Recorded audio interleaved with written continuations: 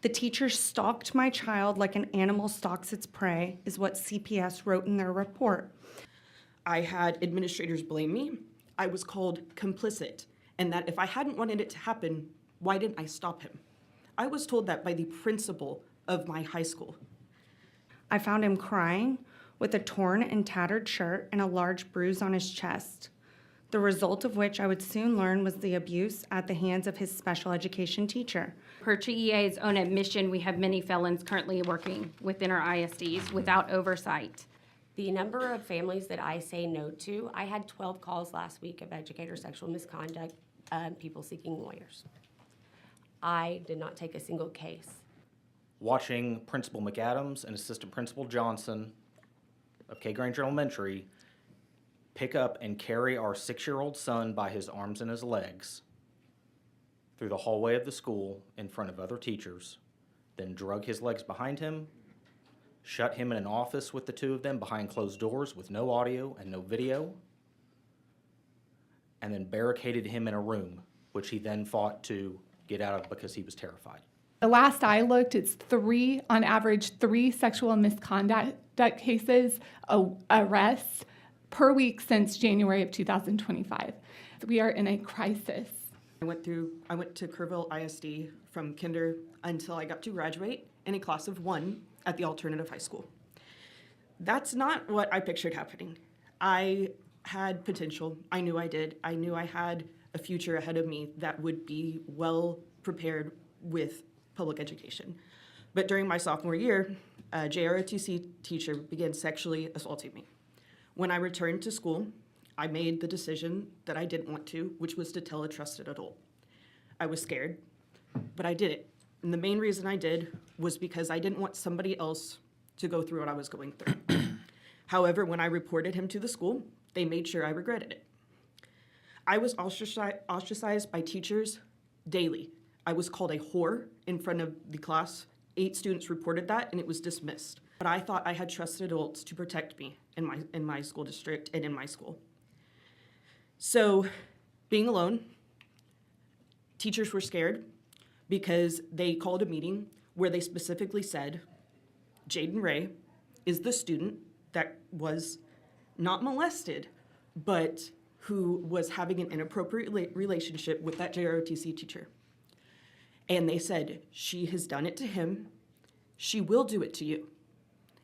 And so this didn't make teachers want to help me.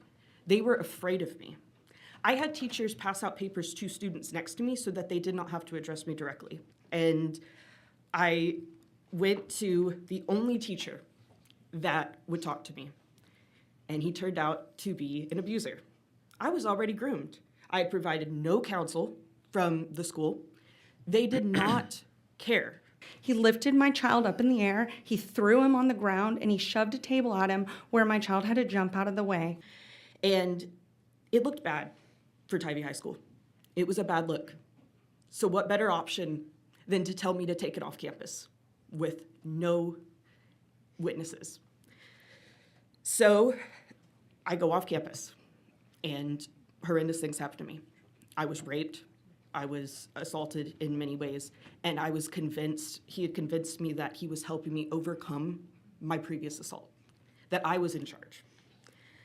They only fired him because he could not convince me, and I'm saying that right, he couldn't convince me to stop violating professional boundaries as a 16 and 17-year-old girl who had been molested already at 15. So that's when I get to go to an alternative high school where I think, well, at least the judgment will stop. No, because I'm in a class of 1, so the judgment is from everyone all the time. And I kept being told, if you didn't do this, it wouldn't have happened. If you should have done this. I had to hire a lawyer because of this. And when I did, they told me there was nothing they could do about the school. Because all this abuse carries its own trauma. But the betrayal of not being able to get help from my school after the first abuser is what's worse. Despite district administration viewing the footage the very next day, the district delayed turning it over to law enforcement within the district. And the shame lies not only with that teacher, but with Lake Travis Independent School District, who hired this teacher knowing of his previous 2 assault arrests, then who allowed him to resign quietly rather than being terminated by the board for harming my child. So this teacher abuses me. Do I go to the principal and tell them that this happened? No, because they already said I was going to do it again. It was horrible. It was horrific. The principal and the assistant superintendent, again, these are trusted adults that I went to for help, told my parents that I was the problem.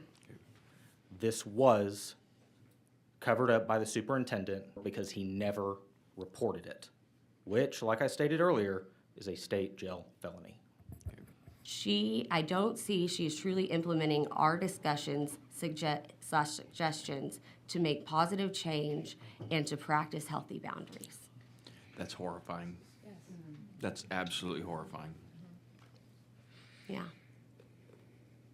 And there's more, the reason I almost stumble and it is almost inarticulate to answer, because there is so much more. It's replete in all of the testimony you get. When we talk about the training that they did after, they were being told, the witnesses, when they're testifying, the way they describe what training they got right after the first 2 came to the surface and were public, it was, well, they were teaching us how to make sure that the students didn't do this to us. They were saying, what the students are going to do to you. This is what they tell the TEA after they spell out this timeline of all the things that Jaden didn't follow. To be clear, there is no claim of or evidence that a sexual or romantic relationship exists. They said that to the TEA when they reported.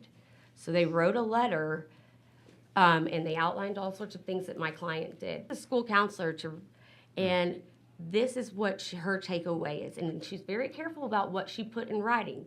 The clear message is, I'm concerned about Jaden's actions and so forth. And it makes me very uncomfortable, but I'm not going to go so far as to put the sex word down. Mm-hmm. And that's what you see at trial. So when we got to trial, and we're one of the few cases that can get there, and it took us 4 years and $150,000 in expenses to get there. And those witnesses say, oh, I saw that this happened, but no, I didn't think it was sexual.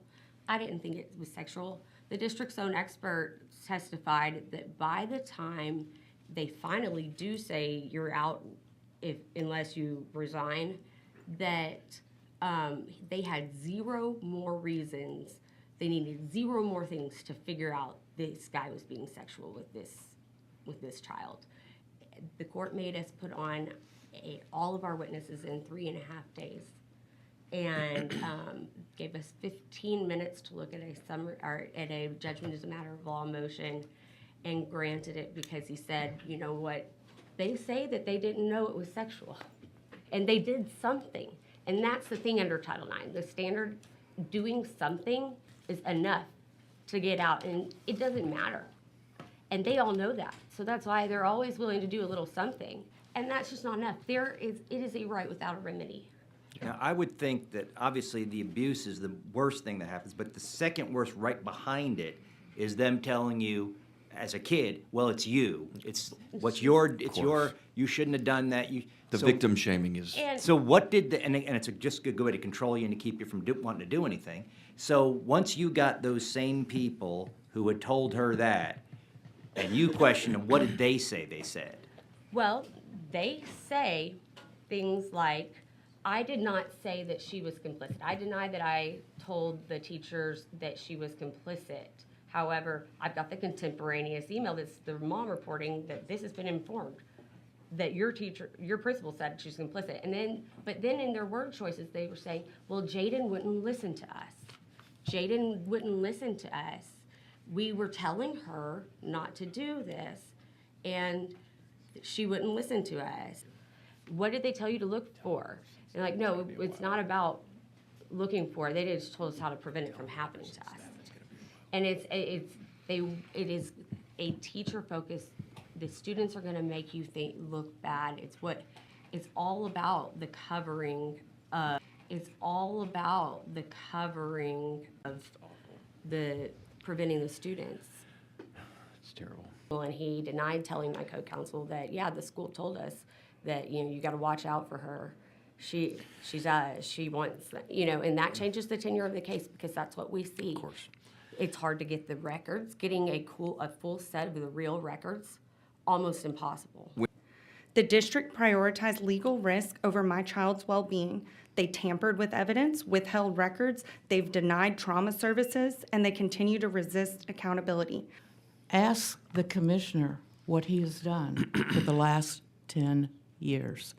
A separate student brought in to the principal of her same high school a picture with nudes of the high school librarian that had been sent to one of their students. That librarian was reported then within 2 days of our first outcry. It sent everybody into shambles. So Kerrville ISD had a problem, but they didn't view it as a problem with educators committing educator sexual misconduct. They had an image problem. That I put the Title IX coordinator and superintendent of that district during Jaden's time on the stand. And I asked, what did you do? You had a crisis because you had not one, but two. This was an image crisis. What were you, the Title IX coordinator, doing in your Title IX capacity? Oh, I didn't do any of that. I delegated that to the assistant superintendent and the principal. My job was to protect the school. And what those people told us then on the stand in the days during that trial was that, oh, well, I didn't know I was delegated those responsibilities. And your story is, wow, it's heartbreaking and devastating in so many ways. But thank you for your courage and your bravery for being here. House Bill 4623 is critical. It removes the legal immunity that shields the public schools and staff when children are harmed due to negligence or outright abuse. It gives families like mine a clear path to justice when the system fails us. From a 30-year law enforcement officers with amazing credentials, he exposed the corruption, how schools are covering up these crimes. And by the way, schools shouldn't be protecting themselves, investigating themselves. They're not qualified to investigate crimes. The report should go to law enforcement. And I am in support of HB 4623 to remove some of these immunities because right now our kids are at risk in the system that hides misconduct while they continually put out press releases and statements that the safety and well-being of the children are their top priority. But I am here because this bill, which I never thought would exist, would make the biggest difference for future people, future kids, children. So I'm not here to represent myself. I'm here to represent those children. Got a lot of work to do here. Really appreciate you bringing this bill. Incredible discussion, and we do have work to do, and our committee stands ready to assist you. It's my pleasure. Thank you. Thank you, Representative Little. Thank you. And Chairman, I want to thank you so much for scheduling this bill for a hearing. Representative Little, thank you for filing this bill.